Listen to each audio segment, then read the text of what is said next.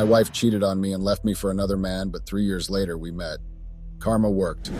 Life is unpredictable because never in my wildest imagination did I think I will one day bring my story here. But here we are. I don't even know where to start from. Everything happened so fast that I didn't even have time to think things through. But I'm happy with the way I dealt with my ex-wife. My wife cheated on me and left me for another man, but 3 years later we met again and she wanted us back together after almost running my life. How delusional. I know a lot of people are going to call me heartless when they read this story, but I don't care. Maybe when you're in my shoes someday, you will do better. I'm sharing my story even though it's difficult, reliving the painful memories so that no man out there will ever go through what I went through. Dear men, it's not good to be too soft. Women will take advantage of you the moment they discover you are soft. They will use you until you become useless. I learned my lesson the hard way. I thought being kind and good to my wife will change her to be a better person, but I was wrong. I don't even wish my worst enemy to go through half of what I went through. It was a very dark period of my life. The woman I thought was the love of my life cheated on me and ran away without even blinking an eye. She didn't even think about me or our kids. I never believed she was capable of such a thing. Honestly, I clearly saw the sign a week before our wedding, but I still went ahead with the wedding. I wished I called off the wedding when I discovered she was a prostitute that sleeps around for money so she could afford a luxurious lifestyle. Hi guys, my Pete. I'm a 35 years old high school teacher.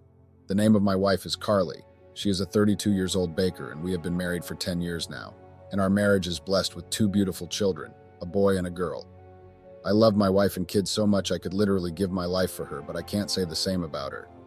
My wife cheated on me and left me and the kids for another man because I wasn't as rich as her lover. I never imagined Carly was capable of such a dubious character. The pain is still fresh in my heart. I never expected to get betrayed by the one I love so much, the one I worked so hard for. She literally shattered my heart, but I'm glad I got the chance to give a taste of her own medicine.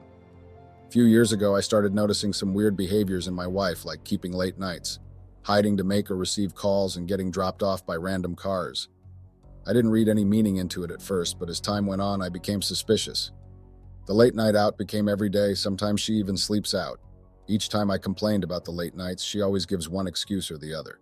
She always hides under the pretense of being a baker to carry out her shameful acts. She always claimed to be booked and busy. I believed her until I went to her bakery shop one day at about 11 p.m. and she was nowhere to be found. Her bakery shop was closed. It was at that point I really started connecting dots. Carly and I made a vow to always trust each other, so I didn't tell her I was at her shop and met her absence. The following morning, she arrived drunk as usual, and when I asked her where she was coming from, she got mad and told me she was very tired after working at her shop all night. I was perplexed, guys. I couldn't believe the nonsense she was spewing from her mouth. I decided to let things go since I didn't have any evidence to nail her with, but I started paying attention to her movement. Carly noticed I was beginning to monitor her and flared up. She reminded me about the promise we made to each other 5 years ago to always trust each other. She told me she trusts me 100% and asked why I was finding it hard to trust her. Truth is, I find it hard to trust Carly after she broke my trust and cheated on me a week before our wedding. I wanted to call off the wedding then when I found out she cheated on me with her ex-boyfriend through the messages on her phone, but I didn't have the guts to do so. I was so hurt when I found out about her illicit affair, but it was too late to call off the wedding because invites were already sent out. Food vendors were paid for. The wedding hall was already booked. Decorations were paid for. As a matter of fact, all preparations were already made. I didn't even know how to go about everything. I didn't know what to tell my parents or Carly's parents. Carly begged me to forgive her, that she was sorry, but I didn't buy her crocodile tears because I knew she was only sorry because she got caught. I almost canceled the wedding, but Carly threatened to hurt herself if I ever did that. She told me it was the devil's work and that she was truly sorry. I was shattered and confused at the same time, but I didn't want her to hurt herself because of me. So I went on with the wedding. I had my fears about if I was actually doing the right thing, but my love for her conquered those fears. But right now, I wish I never went ahead with the wedding. I wish I listened to my instincts and just disappeared to another state where no one knows me. On the day of the wedding, I had cold feet.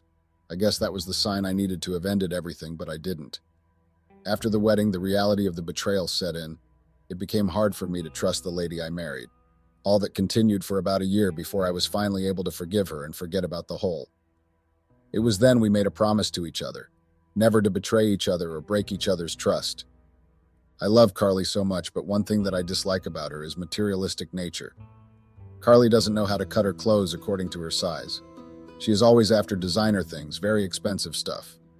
She hated the fact that I was just a high school teacher. She always complained about this because I couldn't afford the luxurious lifestyle she wanted to live. She is fond of comparing me to her friends' husbands, but I always assured her that things will be fine one day. Carly believes in just spending money and doesn't care about savings.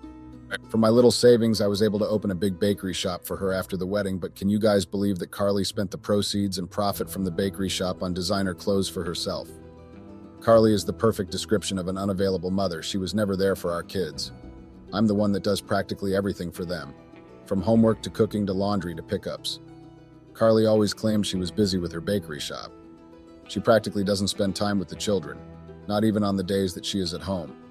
She prefers to be on her phone all day than spend time with the children. I can boldly say that Carly doesn't even know our kids' favorite food or favorite TV shows. She is unavailable. She only cares about herself and no one else. I don't think I have come across a mother as emotionless as Carly. She doesn't have any motherly love for her own kids. She even finds it hard to spend her money on the kids. She only uses her money for herself. I never saw this part of her until after the wedding. Honestly, she wasn't like that when we were dating, except she was pretending to be who she is not. Our kids literally yearns for their mother's attention, but they never got that. I feel bad for them when I see them throw tantrums just to get her attention, and she completely ignores them. As time passed, I thought Carly would change and one day come back to her senses. I was literally expecting a miracle, but unfortunately that never came. If for anything, her behavior worsened to the extent of going to clubs every day and sleeping with rich men for money. Carly's greed drove her into adultery. I forgot to mention to you guys that when I caught Carly when she cheated on me a week before our wedding with her ex-boyfriend, her excuse was she needed money to sort out some things for the wedding. Can you guys imagine the nonsense? I literally married a prostitute that sleeps around for money. I don't know why I overlooked that incident and still went ahead with the wedding after I caught her cheating before the wedding. Carly wanted a big wedding, but I couldn't afford that. I told her it's not a good idea for us to use all our money for an elaborate wedding because there's life after the wedding. But she didn't listen. She claimed wedding was a once-in-a-lifetime event and should be done elaborately, but I, on the other hand, I'm of the school of thoughts that after the wedding, reality sets in. Carly disregarded my stands and went on with the wedding preparation. I was shocked at the stuff she was getting because she was spending way above my budget. She was in charge of everything, so I gave her the money I budgeted for the wedding. But I was surprised when she was buying expensive stuff and spending excessively. When I asked where she got the money from, she told me her uncle decided to sponsor the wedding. I was shocked because she never mentioned it until I asked. It was at that point I started suspecting something fishy, so I decided to snoop through her phone, and I found out she was cheating on me. But after lots of pleading and series of promises, I decided to just forgive and go on with the wedding. So I was very heartbroken when I discovered that the love of my life is hurting me for the second time. But I decided to pretend like nothing is wrong, but deep down I was over the marriage. I started monitoring and following Carly secretly. Then one day everything came to light. Update. Hi guys, I'm back to update you guys on how I got my wife in her cheating escapades. It happened on one Saturday morning. I can still remember that day vividly. I woke early in the morning and told Carly I was going to my parents with the kids. I knew Carly would take the bait and fall into my trap. She was excited to finally have the weekend all to herself. I took the kids and we left. I quickly dropped off the kids at my parents' place and came back to monitor my house from a far distance. Carly called to know if we arrived safely at my parents' place and told her yes. Meanwhile, I was just beside the house. Approximately 6 hours after we left the house, a car drove by our apartment, and at that moment I saw Carly coming out to welcome the stranger.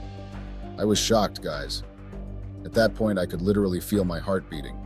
I wanted the ground to open so badly so I could just disappear, but I remembered my kids, and all of a sudden I regained my strength. After a few minutes, I stormed the house, and as expected, I saw Carly on our matrimonial bed with a total stranger. Carly was surprised to see me back in the house. She quickly jumped up from the bed, covered herself with a duvet, and started pleading. She kept begging that I should forgive her, that it's the devil's work. I didn't even know what to do at that point. I guess I didn't really prepare for how I would act in that situation. I strategically planned everything for weeks, but I never planned on how I was going to act if I ever caught my wife. I guess I was hoping for everything to be a lie. I thought it was just my imagination playing tricks on me. I never expected Carly to hurt me all over again. The next thing I did was to bounce on the man that had the audacity to come into my home and sleep with my wife on our matrimonial bed. I started hitting him, but nothing prepared me for what happened next. Carly from nowhere jumped in and helped the guy escape. At that point, I got angry and gave her 3 hot slaps. She was obviously not expecting it. Carly immediately wore her clothes and ran out and followed the guy. I was shocked, guys. That was how my wife disappeared for 3 years. No one could trace her for years. She ran off and left me with the kids. Honestly, it wasn't easy. Our kids were psychologically disturbed by her disappearance. Our little daughter asked me a heartbreaking question one time. She asked me who her mother was. I was taken aback by her question. I was too stunned to speak. I was expecting that kind of a question from a 4-year-old. I asked her why she was asking me such questions, and she told me she just wanted her mom to love her the way her friends' moms love them. I almost cried at that point, but I knew I had to be strong for my kids' sake. With time, they both adjusted to the fact that their mom was no longer in the picture, and they stopped asking me any questions relating to her whereabouts. But something unexpected happened 3 years later. Update: Hi guys, I'm back again to continue my story. Carly returned back 3 years later. I can still remember that fateful day like it was yesterday. I went out one evening strolling with the kids, but what started as a beautiful day became an absolute disaster when we arrived home and met Carly outside waiting for us. My kids and I were shocked. I saw my son cleaning his eyes multiple times just to make sure he was seeing clearly. My daughter, who is younger, couldn't recognize her from a distance, but as we got closer to where she was standing, she mumbled, "Mom." But what they did next shocked me. They both walked past without even saying it to her, even though she was calling out their names with her arms stretched out for a hug. They completely ignored her, so I opened the door for them. They went inside and asked me to chase their mother away because they don't want to see her ever again. I was surprised to see a 10-year-old and a 7-year-old acting that way. They were both 7 and 4 respectfully when she left them and ran off with her lover. I came out and met Carly struggling with her bags. She was trying to bring her stuff inside. I stopped her and asked what she was doing. At that point, she knelt down and started apologizing. She told me she was sorry that she had realized her mistakes, and she is back to correct her mistakes and right her wrong. How delusional, guys. At that point, I couldn't hold my laughter because the nonsense she was spewing from her mouth was funny to me. I wasn't in the mood for her shenanigans, so I tried to shut the door, but she grabbed my clothes and started shedding crocodile tears. At that point, I lost it and gave her 2 dirty slaps on both her cheeks. Still, she refused to let go of my clothes. I had to push her away. I warned her to stay clear of me and my kids. I told her to leave my house, else I will call the cops on her for trespassing and invading privacy. It was at that point she reminded me we were still married legally, so she has every night to be on my property. I asked her to leave and that she will hear from my lawyer soon. She froze at that point. She wasn't expecting to hear that from me. Carly must be very delusional to think she could just come back and everything would be fine just like that after disappearing for 3 years. I left her there and went inside. I immediately called my lawyer and informed him of the latest event. My lawyer and I have been looking for Carly for the past 3 years now so we could serve her divorce papers, but Carly was nowhere to be found. Carly stayed outside crying and pleading for mercy, and unfortunately for her, it started raining. She stayed out there till the following day. Apparently, she didn't have anywhere to go. I later discovered that Carly was chased out by her lover after he got tired of her. So she decided to come back thinking she can fool me again, but unfortunately for her, I'm not the man she used to know 3 years ago, or the man that forgave her and still went ahead with the wedding 10 years after she cheated. She has changed into a heartless man. The following day, my lawyer arrived with the divorce papers, but Carly refused to sign and left only to return back a few hours later with her parents. Her parents came and started pleading that I should forgive Carly, that she was just led astray by bad friends. I couldn't believe my ears. I didn't know old people can also be foolish. Definitely wisdom is not by age. The guts for those people to show in my house after 3 years is unbelievable. I remember 3 years ago when I went to inform them about what Carl did and how she was missing. They blamed me for threatening and chasing their daughter away, and ever since then, they never contacted me again or even asked about their grandkids. I got angry and chased Carly and her parents away. At that point, I knew Carly was desperate and would go to any length to have us together since her lover was done and already discarded her. So I came up with a plan to get back the bakery shop I opened in her name. I called her one day and asked that we meet at a coffee shop close to the house. She was so excited she arrived before me. I told her I'm ready to give us another chance on the condition that she transfers the bakery shop to our son. I convinced her that she would still be in charge. I told her I want to invest in the bakery shop, but I'm scared she might run it down or even disappear for years without trace again. She assured me that such a thing would never happen again and that she had learned her lesson. She was so dumb and desperate that she never suspected anything. She said she has come to realize there's no man as good and kind as me, and she wants her family back, so she is ready to transfer the ownership of the shop to me. That is, guys, I brought out the document prepared by a lawyer, and she foolishly signed it. At that point, I felt relieved. I finally got back what I invested my hard-earned money on. Since the transfer of ownership was to our son, she never suspected anything. To her surprise, my lawyer walked into the coffee shop with the divorce papers. She was confused. She didn't understand what was going on. My lawyer asked her to sign the divorce papers. At that point, she looked at me with so much disgust in her eyes. I asked her what she was expecting, though. I told her she must be dumb if she ever thought things could work out between us after cheating on me and running off with her lover. I told her I knew everything about how she was dumped. If her lover didn't dump her, she wouldn't have returned back. I told her I regretted the day when I married her. I told her she was the worst thing that ever happened to me. I told her how she was an irresponsible mother and how kids hate her with passion. After giving her a piece of my mind and seeing that there was no room for reconciliation, she finally signed the divorce papers. Soon the divorce proceedings started. It hectic, but I was excited to be finally free from the shackles of a prostitute. After proving in court how irresponsible Carly was and she left the kids and disappeared for 3 years, I was given full custody of our kids. I was so happy to be finally legally free from Carly, and I was even more excited about having full custody of my kids. Carly, on the other hand, didn't even try to fight for the kids' custody. She was just after the bakery shop, but unfortunately for her, she couldn't get. 6 months after the divorce was finalized, I got married again to my best friend Anita. We started dating 2 years after Carly disappeared. She was there for me and the kids.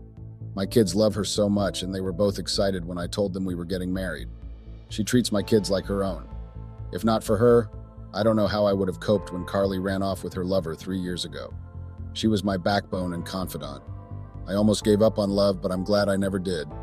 Glad I got the chance to love and be loved again. Anita is a medical doctor, and even with her busy schedules, she always makes sure she creates time for me and the kids. I'm a happy man because my kids finally had the mother they never had. I guess it's true what they say, anyone can give birth, but it takes a special woman to be a mother. Being a good mother has nothing to do with carrying the kids for 9 months. Anita made me understand this. It was when I got married to Anita that I knew that marriage can be enjoyed and not endured. Anita and I invested some money into the bakery shop, and it started running again. Unlike Carly, Anita is very diligent with money. The bakery shop is a success today thanks to her relentless efforts. I honestly don't know how she does it. Combining work, family, and the bakery shop together, she does them effortlessly. I'm glad I gave love a second chance and not allow pain from my past turn me into a monster. As for Carly, I heard she is a broke full-time prostitute staying with her parents.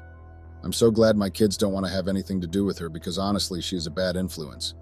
Never marry a cheat and don't be too soft as a man, it doesn't end well.